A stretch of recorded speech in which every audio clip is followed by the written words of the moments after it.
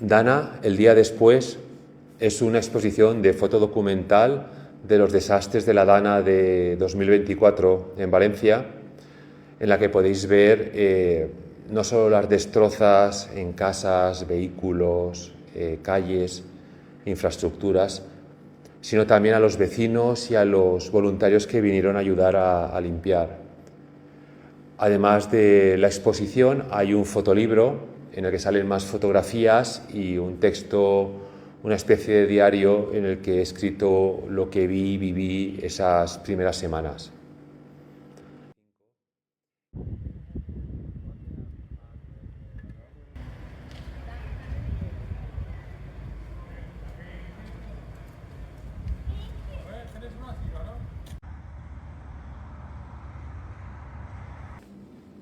Las fotografías muestran el desastre, los puentes destruidos, las rotondas llenas de coches, coches encima de coches, montañas de coches, autovías colapsadas por los coches, coches volcados.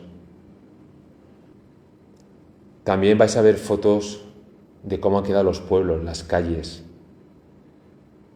Todas las calles llenas de muebles, de enseres, de recuerdos destruidos por el barro, amontonados en las aceras, en las calzadas, esperando que pase un camión y se los lleve. También vais a ver a los vecinos limpiando con cualquier cosa, con cualquier herramienta, de cualquier forma, sin equipar.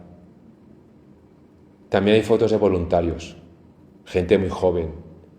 Vais a ver fotos también de los soldados limpiando los agujeros más oscuros, el barro, el maldito barro, o repartiendo ayuda humanitaria.